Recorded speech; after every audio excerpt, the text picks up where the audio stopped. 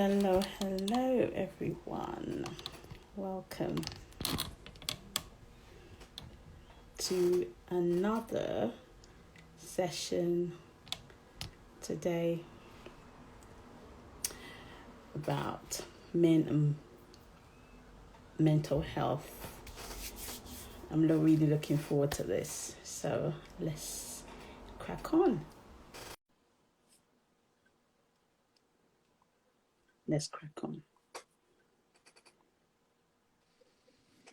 Hello, Tola. How you doing? Hi, can you hear me? Can you hear me? Can you hear I'm me? very well, thank you. Can you Yes, I hear can. me? Yes, I can. Oh, fantastic. Oh, wow. Thank you so much. I know you're a busy man. Thank you for making the Awesome. time to join us today. If It's at any point, if you can't hear me, just let me know. So what I'm all going to right. We'll do, do. I'm just going to introduce you, and then I would then hand it over to you for you to just take over, basically. And so yeah, so I'm going Okay. so today we have Tola Oladiji, right? And who is an emotional wellness coach and a therapist. He's a member of the Academy of Modern Applied Psychology, as well as the International Association of Positive Psychology Coaches.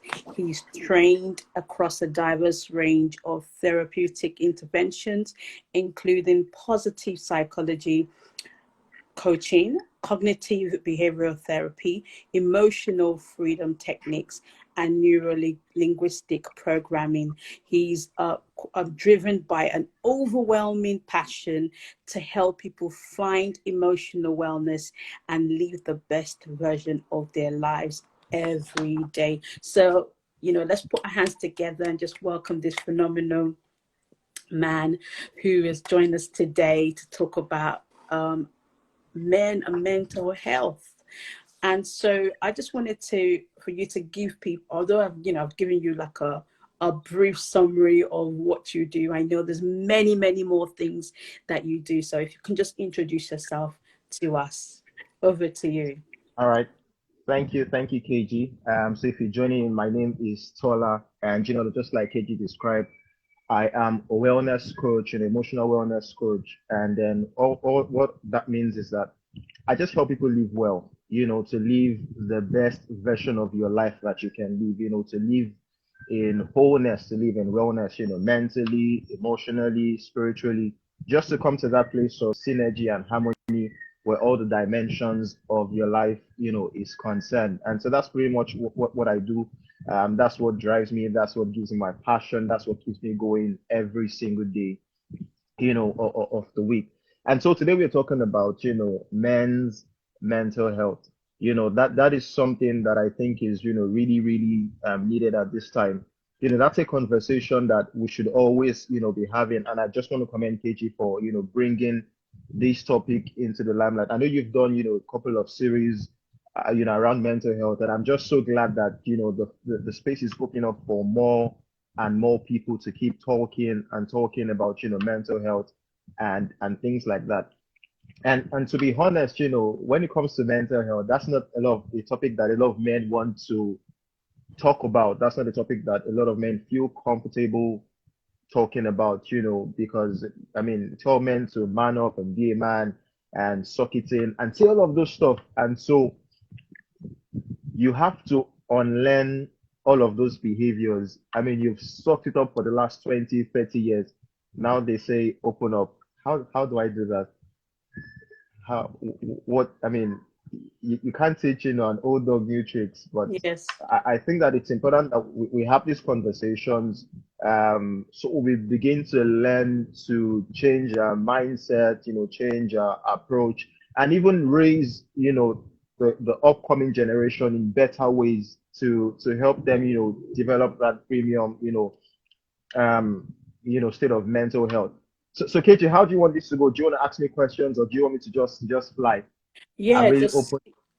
just go with it. And one of the things that I also wanted you to touch on is to touch on your own personal experience, if you have in your you're comfortable enough to share this personal experience that you've gone through and how you were able to kind of come out of that whole experience and what you learned out of it, and also talk from your perspective on the whole issue, and professionally the experience that you've had dealing with men that have gone through mental health issues, and what advice and what how can I say, I don't want to use tips, what yeah what professional help do you think that men can access, to be able to help them with different issues that they may be going to, and also look at it from a spiritual aspect of it, because I know that that's something that you are able to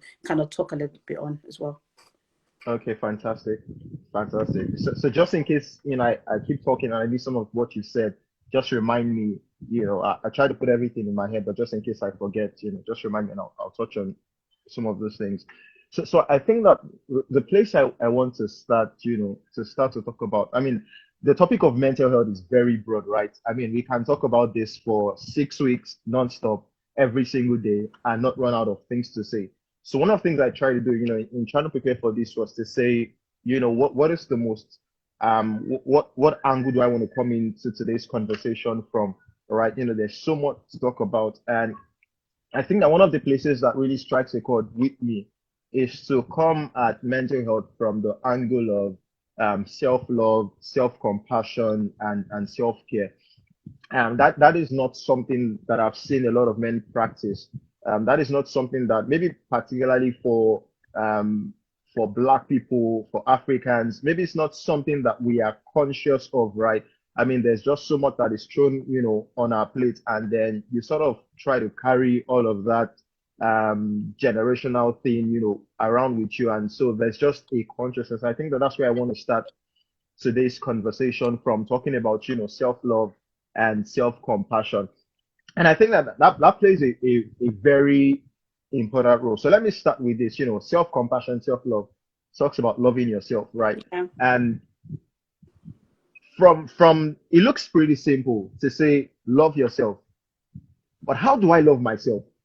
What does it mean to love myself? Does it mean, okay, so maybe I go to bed, maybe I treat my body right, maybe I sleep a lot, I try not to overwork myself, but how do I love myself? And those are things that when you begin to do all of those things, you're just really scratching the surface. But when you understand that a lot of times, many times in fact, self-love, self-compassion, everything self in that mental health space, it comes from within. And so sometimes you see a fancy, Instagram post that says, 3 self-care tips, and they say stuff like, go to bed early and, rest very well, or cut out negative energy and stuff like that, which is very practical, to be honest, and that's good. But I think that it starts from inside. Yes. So self-love, how you see yourself, it starts from inside. So if you are looking for a tip to help you love yourself from the outside, then you're almost late to the game. Yeah. Because if you had it in you, you wouldn't need a tip on the outside.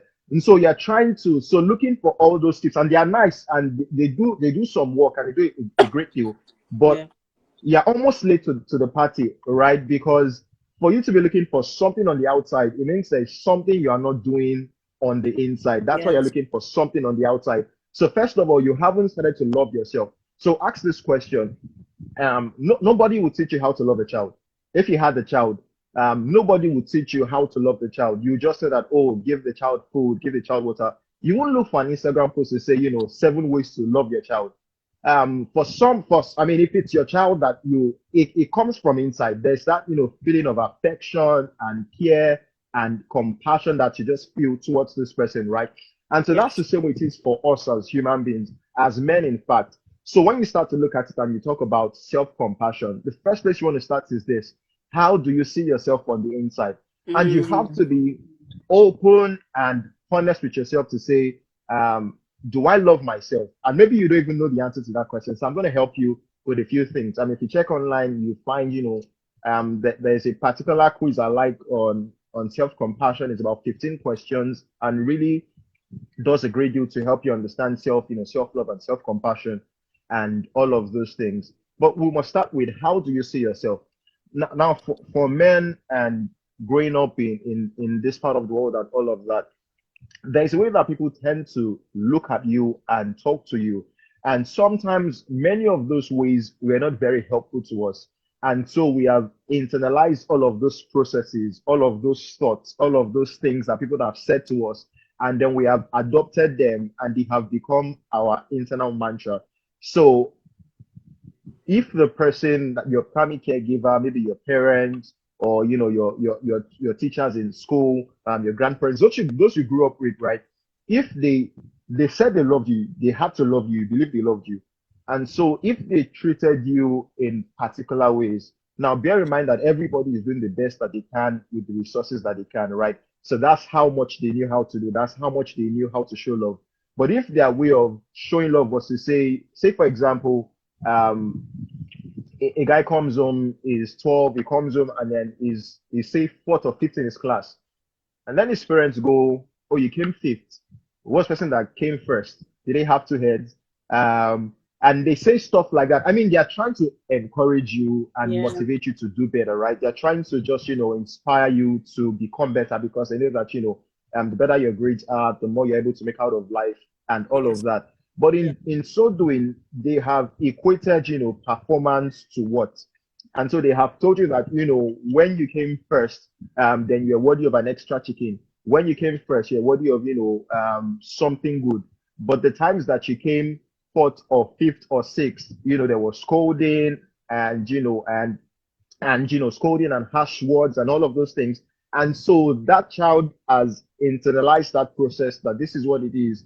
My performance or my worth is based on my performance. Yes. So how much I'm able to do determines, how much people can love and value and accept me, right? So you grow up with that mindset because the person that loved me behaved this way to me. So therefore, I must also behave that way to myself. So when the same person goes through, say high school or college or uni, and they do badly, maybe even stuff not related to academics, right? It might just be a business. It might be a relationship. It might be anything. But the very fact that they don't do well at it, they internalize that process that because I feel that this, then it means that I'm not even worthy of love to myself. I'm not worthy of acceptance to myself. And so they carry that process from childhood to adolescence to, young adulthood. Now they are parents and they are almost treating their kids in the same way. Yeah. And so we are learning that, we are learning all of these things, that my worth is based on my performance. My acceptance is based on, what I bring to the table. And so when such a person does badly at something, they feel bad about themselves. They believe that, there's nothing. And because they've heard all these things about suck it up, you're a man, get over it, do all of this. And so you start to adopt, and these things are subconscious, right? You're not even trying to learn it. You just picked it up, subconsciously, and then you created that aura around yourself that this is what it means. And so in talking about this, one of the things I want to encourage, people watching to do is to say, in what ways do I talk to myself inside of me that I've picked up from people around me? In what ways have I learned to look at myself? In what ways have I learned to treat myself? In what ways have I learned to speak to myself? One of the pointers that I like to use is this. Say something bad happens to you. Say, you try to do something, you fail at it, failure, for example. Let's take failure. You fail at business, you fail at the relationship, you fail in marriage, you just, fail at career or something, and then there's a big setback. What is the first thing that you say to yourself? Is the first thing you say to yourself, why were you so stupid? Or is it to encourage yourself? It's the first thing to say that you say to yourself, oh, you're such a failure. You made such a bad mistake. Why are you so terrible? Why? And you start to say all of those things. And sometimes you're not even conscious because it's just internal self-talk. You're not even thinking about it. You're not, trying to say that. You're not even trying to analyze what you're saying. It's just what comes out. Yes. And you say stuff like that. That's a place to start from. So we have two sides on the inside of us. There's a self-critic, and Yes. there's the compassionate or the encouraging side of us. So the Mm. critic is a person that says, "Oh, you did bad. That was such a nasty mistake. That was such a terrible thing." And then the encourager is a person that says, "Oh, I know that you really feel that this stuff, but even though you put in the work, maybe next time it's going to turn out well. Or maybe Mm. you didn't even put in the work, and it says, oh, the reason you failed at this contract was because you didn't put in the work, right? But I know that if you have the ability to put in the work and that you can do better, Yes. that encourager inspires you to say, oh yes, maybe I didn't, my presentation wasn't as tight as it should be, my proposal wasn't as tight as it should be. I submitted, I was late for my deadline, that's why I missed the promotion. But next time I can do better. And then you just feel that burst. And so there's the encourager and there's the critic. And sadly for most people, the voice that is loudest in their ears, in their mind, is that of the critic that Mm. says you're such a failure, that says Mm. you're such a loser. You did this terribly, you failed at this, and they get all of those voices in their head. And there is no way that you would listen to those voices and feel good about yourself. When you don't feel good about yourself, then you're going to behave badly. When you behave badly, then you're going to get bad outcomes. It's just a simple process. So your thoughts will lead to certain feelings. Those feelings will lead to certain, those feelings or emotions will trigger certain behaviors. Those behaviors will trigger certain outcomes. And so you feel bad about yourself. You're just going to suck it in and then do something terrible and get, and the cycle keeps repeating itself Yes. over and over and over and over again. So the foundation you must start with is to say, Mm. what voices have I internalized? Which is loudest in my mind? Is it the voice of the critic or the voice of the encourager? Is it Yes. the voice that says, oh, you will never do well at this? Or the voice that says, oh, I know that when you put your mind to something, you have the willpower to achieve it? Is it the voice that says you are such a failure? Or is it the voice that says, hey, remember the time that you succeeded in high school? Remember the time that you succeeded at that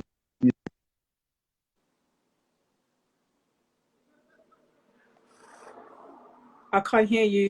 Oh, yeah, I can hear you in now. your ears? That's from. Yeah. I can hear you now. Yeah. Okay, fantastic. So you want to look at, those voices and that, so in talking about self-compassion, so I'm going to talk about it along four dimensions, right? So the first one that I will talk about is, really much about the self-critic and the self-encourager. Mm. And so there are two dimensions, they're opposite sides. One is self-kindness, the Yes. other is self-judgment. Mm. So in thinking about your life, in thinking about how things, when you fail at things, when things don't go well, are you more likely to be kind to yourself? Are you Mm. more likely to be or to judge, or are you more likely to judge yourself?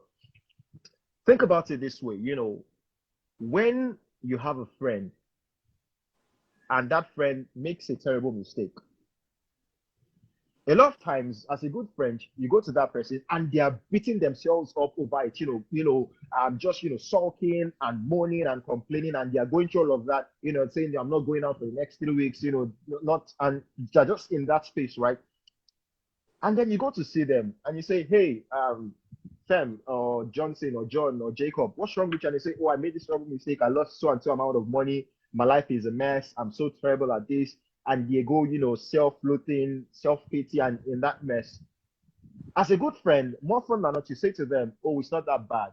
And you start to encourage them and you start to, say, oh, yes, it's a terrible mistake, but I think that you can find a way around it. You're going to get through this. Life is going to get better. You say all these encouraging words to them, right? Because you're a good friend and you really love them. If the cases were reversed, if the roles were reversed, and you were the person that made that same mistake, would you treat yourself with that kindness?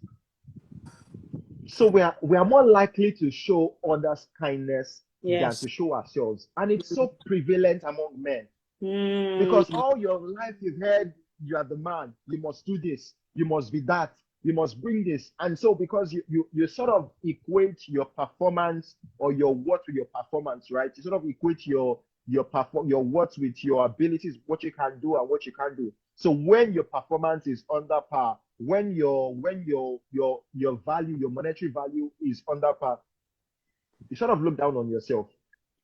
Meanwhile, you'll be kinder to another person, but to you, you treat yourself, you are judging yourself, you are harsh on yourself, you are Yes. critical of yourself, you are so hard and difficult on yourself. And sometimes we think that that harshness and that criticism, is sort of is going to inspire you to do more. But that's a lie. Yeah. You can't feel bad about yourself and want to do something good. No. Never. You can't say all of those nasty things to yourself and feel like, oh, I'm going to be encouraged to do something. No, you won't. No. Because you're going to keep going down and down. Your mood is going to go down. Your emotions are going to go down. Everything is just going, and you're just going to feel terrible about yourself. That's why we look for people that encourage us. Yes. We are drawn to people that elevate our mood, that Mm. energize us, that inspire us. Yes. Question: do you inspire yourself, or do you drain yourself? Yes. Do you energize yourself, or do you Yes. deplete yourself? Are you encouraging to yourself, or do you raise the bar for yourself? How do you feel about yourself? Yes. How do you feel about yourself?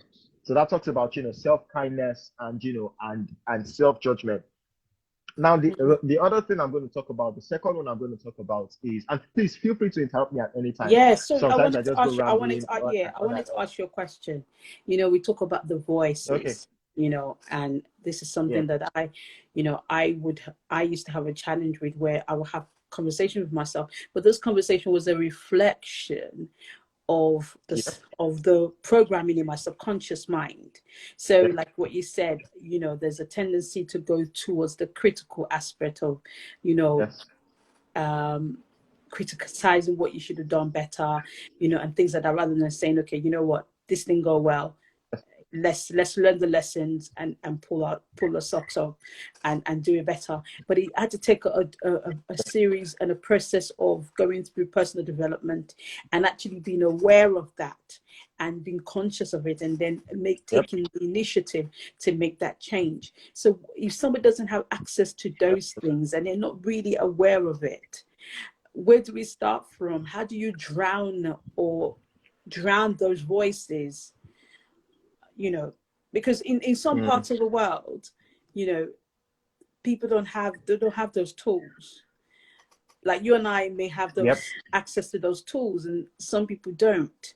um and I don't understand. I wish that we can have something like this in the curriculum, you know where it's integrated in the curriculum to teach young yep. people and how to be more self-aware. But we've got a long way to go. So, if how do we drown those voices? What other techniques would you offer? Okay, fantastic. So self-awareness is the place that we start, right? Now you have come to an awareness. That's why I asked the question, what voice is loudest in your ear? What voice is loudest in your mind, in your thoughts, in your heart, that sort of thing. So self-awareness is the place that we start from. So how do we move from self-awareness to interchange and transformation, Mm, into helpful behaviors and coping mechanisms and all of that? So in terms of this, right? The easiest thing I would say would be to game the process. So this is what I mean. Let me take a minute to explain. So how did you develop those voices? People said them to you. You heard them, you internalized them, you adopted them, and then you started to say them back to yourself, right? And a lot of times this happens from early childhood because you don't really, I think the ages of when a child is between 3 to about 8 thereabouts is the most they are most impressionable, right? Because they just pick up anything and everything that you say to them. And let me just throw this out. That's why as parents, we have to be mindful of how we raise our kids. We have to be mindful of what we say to our children. And so, there's this joke that we say that, even if you came from a bad family should not come out from you. So you mm, have a right, you have even more than that, a responsibility to your kids and their kids and the kids after them to raise, your children in helpful ways that, that help them live, and adapt in the world. Um, so having said all of that, you start, so how do we, get through that? People said those things to us, we internalized them, we had adopted them, and they became ours. So if you are going to change it, then you must rework the equation from the start. So two ways: you must find people that speak good about you, go to them, chase after them.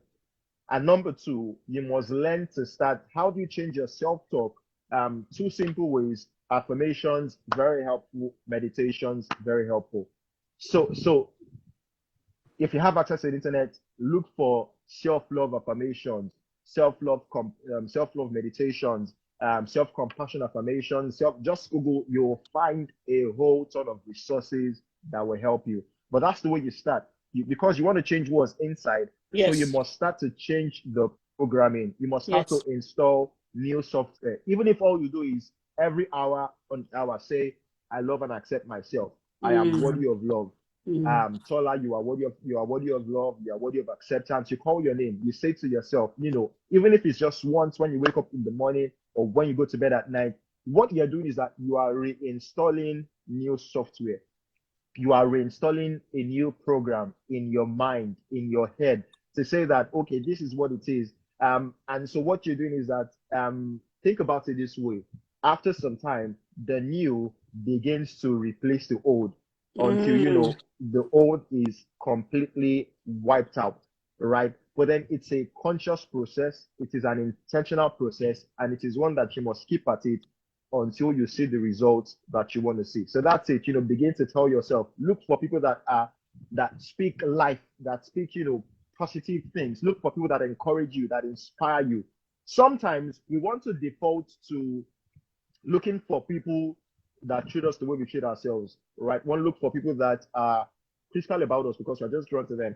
And sometimes these people, you can't even run from them. They're your family, right? So you Mm. just go to see your mom or your grandmom or people you grew up with, and all of a sudden they're still saying those things about you, even though now you're a grown man with your kids and your grandkids, and because that's just the pattern they are used to, right? Yes. And so sometimes you can't escape those circles, but you must make sure that you look for new circles of people that are encouraging, that speak life, that speak positivity, that inspire you, that just you want to be around them because you just feel like, hey, I love you, you're awesome. Not because you did anything. They see you and then there's a warm smile on their face. Not because you bring anything to the table, not because you have won any good deal, but there's just the way that they teach you that, hey, there's something valuable and precious about you. There's something valuable Yes. about your presence. There's Yes. something valuable about, what you bring to the table. Go for people like that. And then second thing, keep speaking over yourself constantly, meditations and affirmations constantly and consistently. You will see the Yes. results you want to see. Yeah, I really love that because I liken the mind to like a garden, isn't it? You Yep. plant the seed, and then if it's Yep. nurtured and it has all the necessary things for it to grow, it will blossom. But if it doesn't Yep. and it's starved of all the things that it needs in order to grow, it will eventually die. And it Yep. takes me to speak about vulnerability in men and being open and not being afraid for people to see um inverted commas your weaknesses and being vulnerable. How would you advise, like, particularly maybe in the church, because Okay. you know within our community there we have a lot of influences from religious leaders and the church, and how can the church create an environment where men can be a lot more vulnerable and they can speak their mind without feeling, oh my goodness, I don't want to feel judged, or I don't want to be boxed up. Okay, okay. That's a great question. So maybe I'll take it from two angles, right? I'll take it from what the church can do. So I say church as in the organization of the The organi- church, yeah. whoever the leadership of the church is, Yes. what they can do. Yes. And then number two, I'll take it from the angle of what we can do as members of the church, right? What I can do, what you can do. Because sometimes you might not be in that organization, right? You might not have access into find organization, but that doesn't, it doesn't stop you from changing stuff. Even in your own space, you can actually, do change stuff. So from the angle of what the church can do as an organization, I think that one of the things that the church can do, so let me just even say the church, in terms of the leadership of the church, is that if you want to see certain behaviors, then you have to model certain behaviors, right? So first thing is this, as a pastor, as a leader in the church, what you can do is to start to be open about those things. So this is what your own openness does. It gives other people the permission to be open. It tells them that it's okay to be open and vulnerable and transparent. It tells them it's okay to be authentic because I'm authentic. Now, because they are going to model the behaviors that they see. So when you say it's okay, you don't even have to say it's okay. Just show that it's okay to talk. So you talk about the times, about your own difficult challenges, about your own terrible times, about your own difficulties, about your own challenges. When you do stuff like that, then you are telling them that, yes, I am one of you. I feel what you feel. I go Mm. through what you go through. So what you are feeling is no different. It's not unique to you. We all go through the same stuff. And I think that's the most important thing that pastors can do, that leaders can do, just to extend. I know we've been taught that people don't like to see weakness, people don't like to see their leaders, like human beings. People like to see their leaders as superhuman, but I think that's a lie. People want to see authentic people. They want to see people that they can relate with. They want to see people that they can engage with on a person-to-person level. To feel like this person understands what it feels like to be me. They understand what it feels like to go through what I go through, Mm. right? So that's what leaders can do. Just model that behavior. Be open yourself. Talk about it. Be authentic. Be vulnerable. Be transparent to say, this is what is happening with me. This is what has happened to me. And this is how I was able to navigate that process. I had to see a therapist. I went to see a coach. I went for Yes. counseling. I went to a Mm. facility for 6 weeks. Whatever it is, be open and honest with yourself. And then people will just learn that, okay, that's fine. So way I'm feeling, he felt that way. So there's nothing really strange about how I'm feeling right now, right? Now, as to what um, you can do as a person in that church, because sometimes you're not in leadership, so you don't have that platform, that the pastor has or the leader has. You don't have that platform or that audience. But I think that everybody has a platform. Mm. It might not be a big platform. You might not have, 1,000 people come to listen to you on Sundays. You might not have, 5,000 follow you on Instagram, but you have a platform. You have a platform in your house with your kids and your wife. You have a platform at work. You have a platform within the 5 or 10 people that love you in church and always call you. You have a platform. You have influence among those people. And so where you can start from is to start with where you have influence. Start with where you have, where you have influence, that where you have a platform, where you have an audience, and start to be open and vulnerable there. To say, hey guys, this is how that is feeling. That is having a terrible time at work. That is feeling, some type of way. And so it's nothing different. It's nothing strange. That's just how that is feeling, right? And that is working on getting over it, on finding help and becoming a better person, right? So you're opening up those conversations. And what you're doing is that you're telling people that it's okay to be this way. That you are not, Mm. and I think that that's pretty much, to be honest, that's what Jesus did. Every single Yes. time, it was always about showing his humanity. It was always about showing his person to say, hey, the Son of Man is hungry. Hey, the Son of Man has no place to lay his head. Hey, the Son of Man is tired. Hey, pray for the Son of Man. That's what it was always saying. And so we can always extend that vulnerability in our own circles to say, in whatever group, whatever meeting you're having, to say, hey, I'm having a terrible time, I'm struggling with anxiety about work. I'm struggling with anxiety about, my family, about the bills. This is where my head is at. This is what's going on in my mind. And to be able to bring these conversations to the forefront. And true, some people will not like it. You can't change their minds. Some people will say, get over it. What's wrong with you? Put yourself together, man. You can't be that way. And that's fine. But what you're doing is that you're giving other people the permission to be the true, authentic version of Yes. themselves. They say, Yes. hey, if that man that I look up to can be that way, I also feel that way. So we're not much different. And so they can empathize, they can relate, and then that you can stretch out your hand and say, hey, I feel what you feel. And then, let's get better together. So Yes. in some way we have access to platforms. We all have access to platforms. It might not be a big platform, it might not be a big audience, but you have access in your own platform that you can use. And that's how it grows. The more people that know about it, the more people start to feel like, oh, this is normal, this is not strange, this is, okay, this is no different. And so they can identify, relate, and feel like you feel what they feel. So that's pretty much it in my opinion. Yeah, I love that. And also to be able to refer, if you're a leader of a Yeah, religious organization, it doesn't have to be a yes, church. definitely. I It could be can't. any, Yes, to yes, be able to yes, yes. refer, therapists are out there, coaches are out Yep. there, psychotherapists are out there. When you recognize that something is, a member of your organization needs support, to be able to refer them on so they Yep. could get the support that they need. And I think that Very, is so very, very important. important as well. Yes. And also, I wanted to ask you, because for me, I see self-love as a spiritual practice, because, in Yep. terms of God is love, and we were created out of love.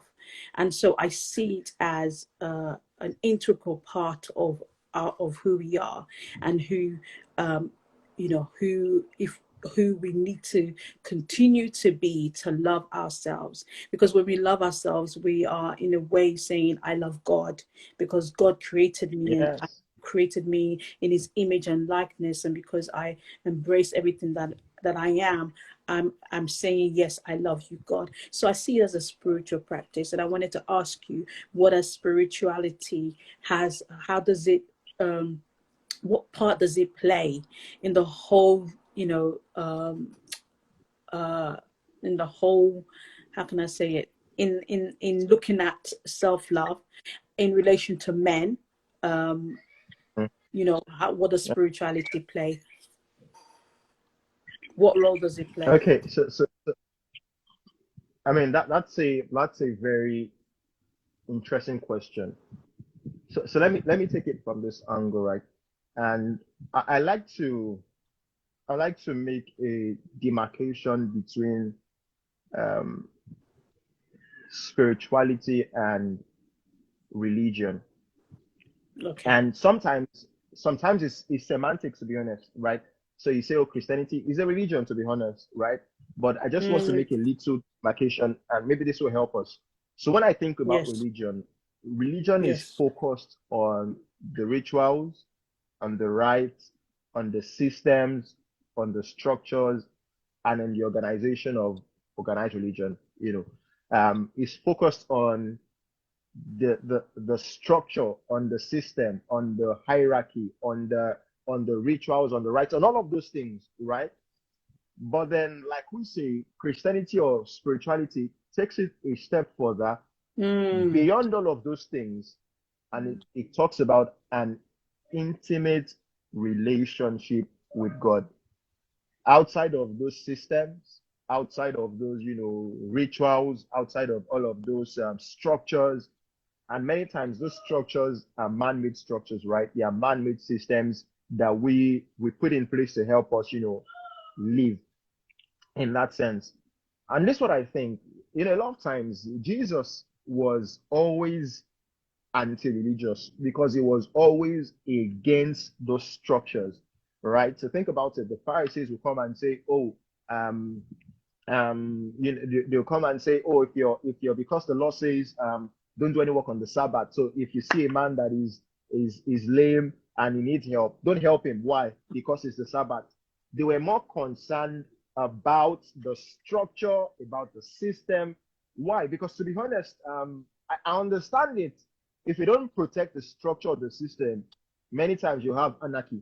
If you mm, don't protect, the structure, the organization, everybody's free to do what they want, right? But yes. when you begin to overemphasize the structure and the system at the detriment of a person, Yes. at the detriment of a human being. So you no longer see a human being, you see the structure.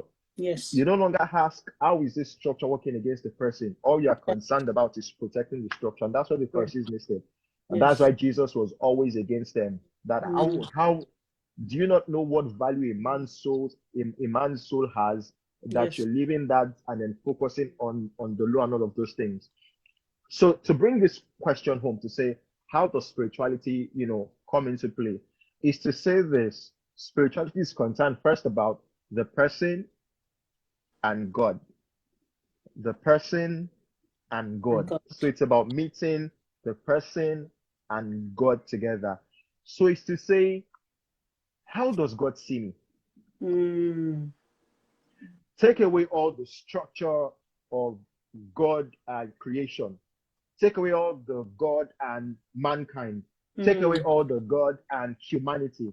Yes. Bring it to God and Tola, God and KG. How does God see Tola? How does God see KG? Yes. And the simplest thing that we can do is to look at ourselves, to treat ourselves the way God sees us. Yes. I'll take a pause there. Not treat yourself the way you have been taught that God sees you. Not treat yourself the way you have learned from other people's stories that's how God behaves. Every man must go on a journey to find God for themselves. Amen. Away from what you've read. Yes. Away from what your pastor said. Yes. Away from what everybody has told you. Every man must go on a journey of finding God for themselves. Finding God for themselves. And when you find God, how does God look at me? How does God treat me? How does God interact with me? What is the nature of God? God is love. So it means that God sees me as love. It means that God loves me. It means that all of his actions towards me are love. So I must reflect that. The way sunlight is reflected off a glass, the way a mirror reflects the image of something. So I don't even need to learn anything new. I just need to reflect what God is doing. So if I make a mistake, if I sin, and the Bible says that, it's the goodness of God that leads us to repentance. So even when we make mistakes, God is kind to us to bring us into a place of repentance. What does that tell you? It means that even when I make mistakes, I just need to reflect that. So if God is kind to me for my mistakes and still extends kindness, if the Bible says that he makes it to rain and to shine both on the just and the unjust, it means that God doesn't evaluate his goodness on the performance of people. It means that God doesn't show kindness based on people's actions. Yes. So I need to reflect that to myself. So first of all, my kindness and my love to myself is not based on my performance. Yes. I love because I am. Yes. I love because I am. I Yes. love because I am. And so I can relate that to other people. So I can love them because they are. Yes. Because they exist, they are Yes. worthy of love. Yes. Not because of any. Yes. So it's to reflect what God is showing us. Yes. Reflect to ourselves and Yes. then to reflect to others. That's why Yes. the Bible will say that commandment is just one. Yes. Love the Lord your God with all your heart and Yes. all your mind and all your soul. Yes. And then love your neighbor as yourself. We see Yes. that three-way process. We Yes. love God because he loves Yes. us. Yes. Now we love ourselves, and then we Yes. can reflect that love to other people around us. Yes. That's where it starts from. That's where it starts from. I totally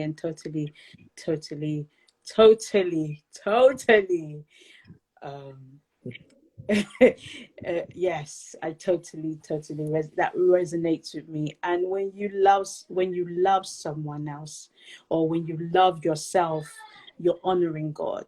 And when you honor God, Yep. when you see God in other people, you honor them. It doesn't matter Yes.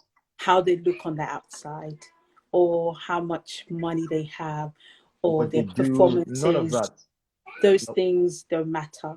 And I think when I grasped that understanding, when I look at people, I'm seeing God, you know, and I'm saying, how would Yes. I, how would I relate to God? Because he talks about, you know, when I was hungry, did you feed me? You know, hello, you might not physically see me, but I'm always around you in the people that you meet and in the interaction that you have on a daily basis. So you can't say you're going to worship me and then you treat me in other ways totally different. Yes. It contradicts itself. And so that's the reason why I'm so passionate about us understanding this whole concept of of self-love.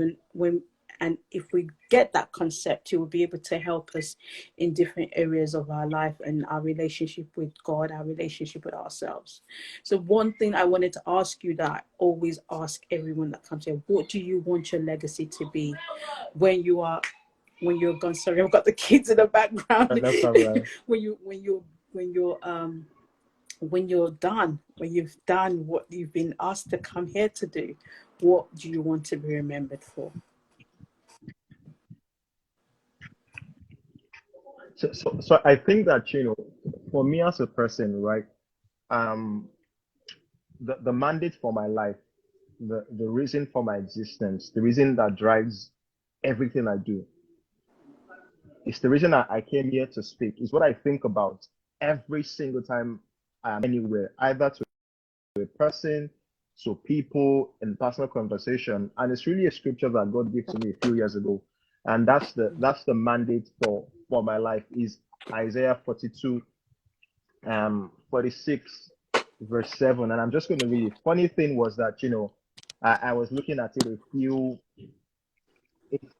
hours, before today's session, right? Isaiah 42, verse 7, verse 6 and 7. And this is what I want to be remembered for.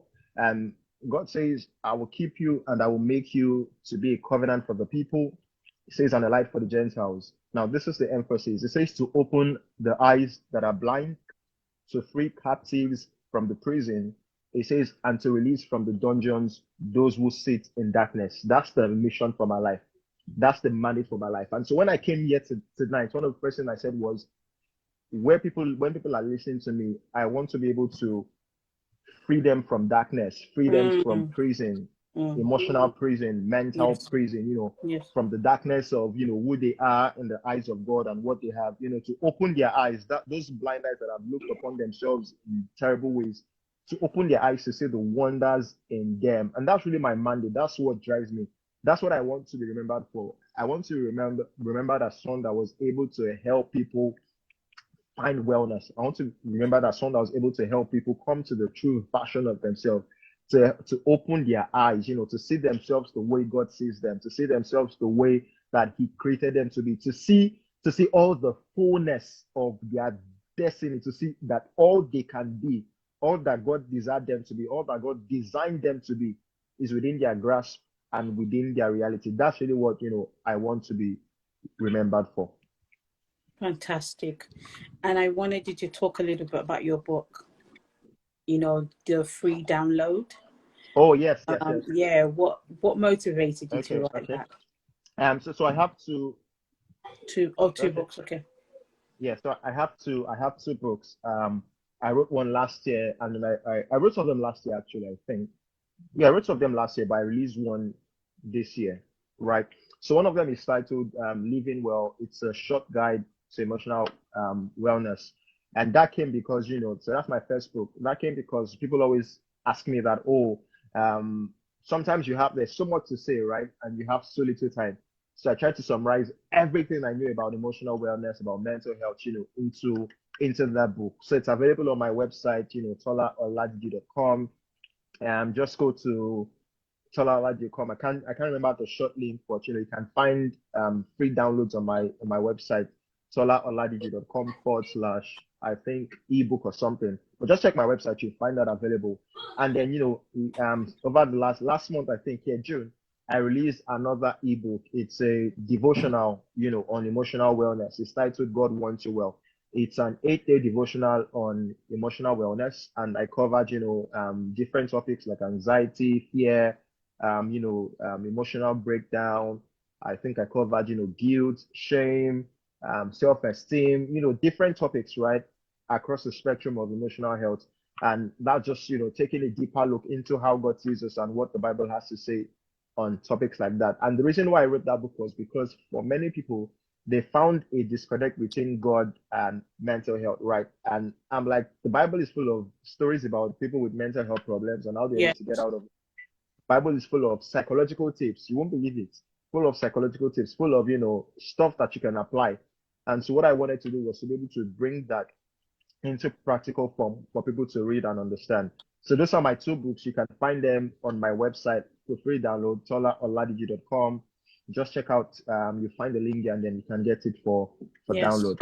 Yes, I know that also when people go onto your your Instagram page, you can also get it on that link. I'm going to put all that information Yeah. in on our page when I upload this video.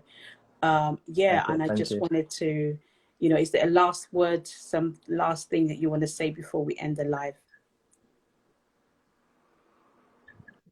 If I was going to leave you with one thing, right, and if you're watching this, it will be to say this: you're worthy of love, and you must accept that you are worthy of love as a person. You are worthy of love. You are worthy of acceptance. You are worthy of good things. You are worthy of value, not because of what you do, not because of what you can do, not because of what you have, not because of what you are going to have, but because of who you are. So Yes. if you are made in the image and likeness of God, Yes. then you are worthy of love because Yeah. it means you are made in the image and likeness of love. So Yes. you are love. And if Yes. you are love, you are worthy of love. You are Yes. worthy of acceptance. You must open yourself up to that. I Yes. am worthy of love. I am worthy of acceptance. I am worthy of love. Let that be your mantra. Let that be your affirmation. Let that be what you think about. You are worthy of love. You are worthy of acceptance. You are worthy of love because you are, because you exist. Therefore, you are loved. Thank you so much. It is an Thank honor you, to Kate. have you on here, Tola. I Thank really you. appreciate you coming. I'm truly blessed. Even listening to Thank you. you, it's encouraging me a lot more to continue on this path, and I really Thank appreciate you. And also, if people want to get in touch with you, they need, someone, a coach, a wellness coach, emotional wellness coach, a therapist. I'll put all your details in there. You can link up with Tola. He's solid. I can definitely thank vouch for him. He's solid. And so definitely you're in good hands. So yes, thank you so much. Thank you. Thank you. Have a thank you, lovely Kate. day. Thank you Thank you for everyone having for joining. I me. appreciate it. Bye-bye. Bye. Bye.